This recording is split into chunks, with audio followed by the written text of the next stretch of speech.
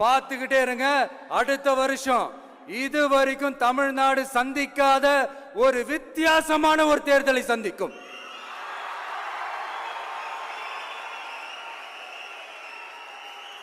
ரெண்டே ரெண்டு பேருக்கு நடுவுல தான் போட்டியே. ஒன்னு டிவிகே, இன்னொன்னு டிஎம்கே. தேர்தலிலே நிற்காத ஒருவரை தூக்கி கொண்டாடுகிறார்கள். அடுத்து அவர்தான் முதலமைச்சர் என்கிறார்கள். இதுதான் அரசியல், இதுதான் ஊடகம். ஏதோ தனியார் சர்வே நடத்தினார்களாம், இரண்டாவது இடத்திற்கு வந்துவிட்டாராம், அடுத்து அவர்தான் ஆட்சி பிடிக்க போகிறாராம். பாவம், அவர் உசி கூறாங்க வேண்டும். அவருக்கு ஆசையை மூட்டிவிட்டு உள்ள வந்து களமிறங்கி விளையாடுங்க. அவர் சொல்றார், 2026 தேர்தலில் ரெண்டே பேருக்கு இடையில் தான் போட்டி. ஒரு பக்கம் டிஎம்கே, இன்னொரு பக்கம் டிவிகே. அதுல அவர் என்ன சொல்ல வர்றாரு தெரியுமா? எடப்பாடி பழனிசாமி அவர்களே, நீங்க போட்டி இல்ல, உங்களை விட நாங்க தான் பெரிய சக்தி. போட்டி இப்ப வந்து திமுகவோட கிடையாது.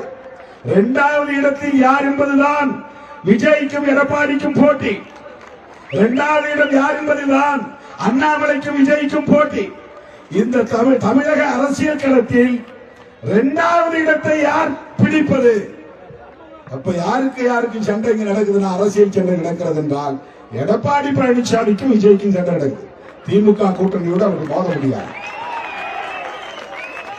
அது அவர்களே ஒப்புதல் வாக்கு தருகிறார்கள்.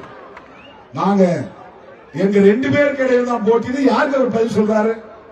அது திமுகவுக்கு சொல்ற பதிலா கிடையாது. எங்க ரெண்டு பேருக்கு இடையில தான் போட்டினா, ஏற்கனவே எதிர்கட்சியாக இருக்கிற அண்ணா திமுகவுக்கு விடுக்கிற சவால். அண்ணா திமுகவுக்கு ஒரு நெருக்கடியை தருகிறான். நீயா நானா இரண்டாவது இடம். அவர்களே ஒரு ஒப்புதல் வாக்கு தருகிறார்கள். திமுக தலைமையிலான மதசார்பற்ற முற்போக்கு கூட்டணி தான் முதன்மையாக இருக்கிறது. அதை எதிர்க்கிற வலு அதிமுகவுக்கு இல்லை, அதை எதிர்க்கிற வலு பாஜகவுக்கு இல்லை, அதை எதிர்க்கிற வலு எங்களுக்குத்தான் இருக்கிறது என்று இன்னும் வார்டு எலெக்ஷனில் கூட நிற்காத ஒரு கட்சி 65 எம்எல்ஏக்களை வைத்திருக்கிற அதிமுகவுக்கு சவால் விடுகிறார். இப்ப நீங்க ரெண்டு பேரும் சண்டை போட்டுங்க, எங்களோட சண்டை இல்லை. விடுதலை சிறுத்தைகள் கட்சி திமுக கூட்டணியில் இருக்கிறது அப்படின்னு சொல்றாங்க. அது உண்மைதான். ஆனால் ஒரு உண்மையை நீங்கள் மறைக்க கூடாது, மறந்துவிடக் கூடாது. விடுதலை சிறுத்தைகளும் சேர்ந்து உருவாக்கிய மதசார்பற்ற முற்போக்கு கூட்டணியில் இருக்கிறோம். அடிக்கோடிட வேண்டும். மதசார்பற்ற முற்போக்கு கூட்டணி முத்தமிழறிஞர் கலைஞர் உருவாக்கிய கூட்டணி. அதனுடைய தலைமை திமுக, அதனுடைய தலைவர் தளபதி ஸ்டாலின். அந்த கூட்டணியில் விடுதலை சிறுத்தைகளும் இடம்பெற்றிருக்கிறோம் என்றால், மதசார்பற்ற முற்போக்கு கூட்டணியை உருவாக்கியதில் விடுதலை சிறுத்தைகளுக்கும் பங்கு உண்டு.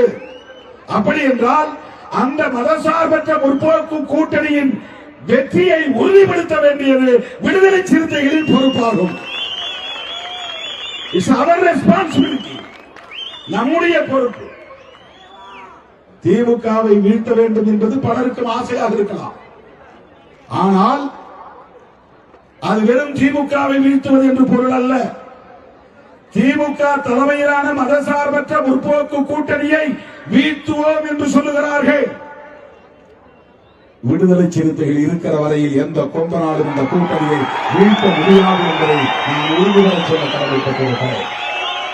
ஆணவத்தோடு சொல்லவில்லை, அகந்தையோடு சொல்லவில்லை, அரசியல் புரிதலோடு சொல்லுகிறேன்.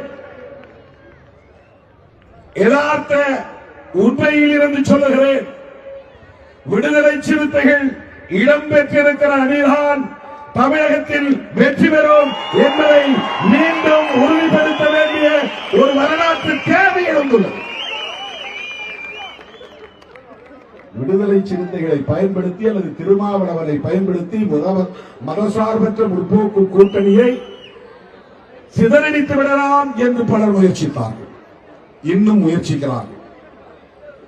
விழுப்புரம் கூட்டத்திலே நான் தெளிவுபட சொன்னேன், உறுதிபட சொன்னேன்.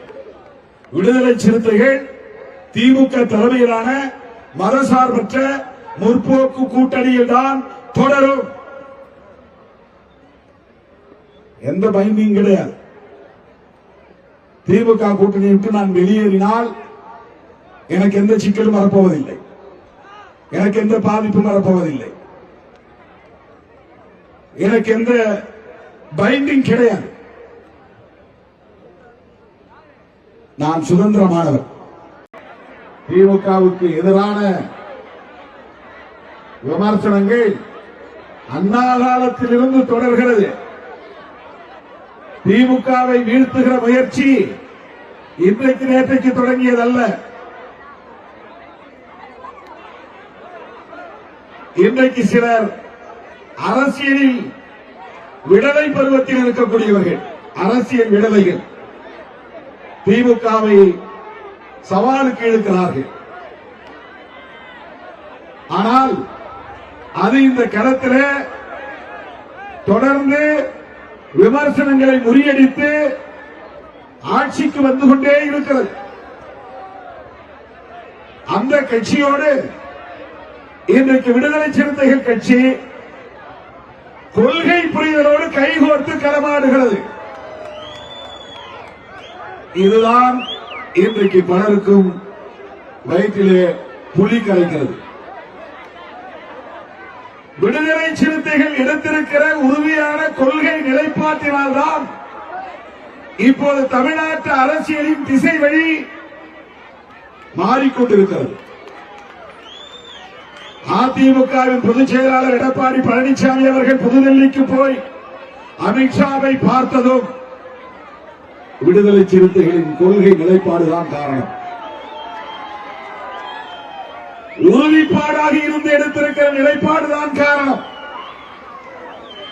இன்றைக்கு கட்சி தொடங்கி முதல் பொதுக்குழு நடத்தியிருக்கிற நடிகரும் தலைவருமான நமக்கு நண்பருமான விஜய் அவர்களின் கட்சியில் அந்த பொதுக்குழுவில் இன்றைக்கு விடுதலை சிறுத்தைகளை விமர்சிக்கிறார்கள் என்றால் அந்த விமர்சனத்திற்கும் காரணம் விடுதலை சிறுத்தைகள் எடுத்திருக்கிற உறுதிமிக்க கொள்கை நிலைப்பாடுதான் காரணம். அவர்களை தடுமாற வைத்திருப்பது விடுதலை சிறுத்தைகளின் நிலைப்பாடுதான். எடப்பாடியை அமித்ஷாவை நோக்கி நகர்த்தியது விடுதலை சிறுத்தைகளின் நிலைப்பாடுதான். தமிழக வெற்றி கழகத்தை சார்ந்தவர்கள் விரக்தியால் பேசுவதற்கு காரணம் விடுதலை சிறுத்தைகள் எடுத்த நிலைப்பாடுதான். இதுதான் இன்றைய தமிழக அரசியல். அப்படி சுற்றி சுழற்றி பார்த்தால், சுற்றி வளைத்து பார்த்தால் தமிழக அரசியலின் மைய புள்ளியாக இன்றைக்கு விடுதலை சிறுத்தைகள் இருக்கிறது என்பதை மறந்துவிடக் கூடாது. விவாதங்களில் பேசுகிறவர்கள் அதை கடந்து போவார்கள், பேச மாட்டார்கள்.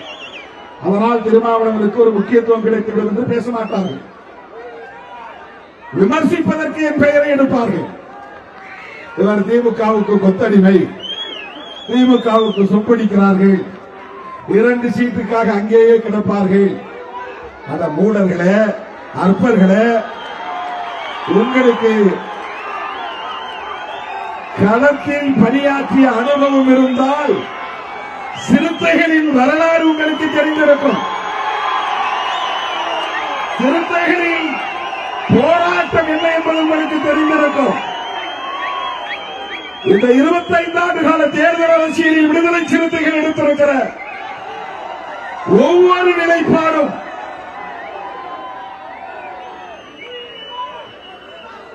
ஒரு கொதிநிலையில் இருந்து எடுத்த நிலைப்பாடு, கடுமையான நெருக்கடிகளில் இருந்து எடுத்த நிலைப்பாடு. ஒரு ஊசலாட்டம் இருந்திருந்தால், தடுமாற்றம் இருந்திருந்தால், கொள்கை தெளிவில்லாமல் இருந்திருந்தால், கொள்கை தெளிவில்லாமல் இருந்திருந்தால்,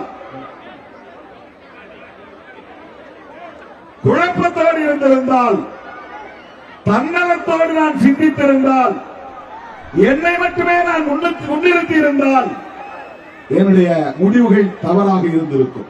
என்னால் இத்தனை 25 ஆண்டு காலம் தாக்கு பிடித்து இந்த களத்தில் நின்றிருக்க முடியாது. இவ்வளவு தூரம் பயணித்திருக்க முடியாது. எனக்கு ஒரு சீட்டு கொடுத்தால் போதும்,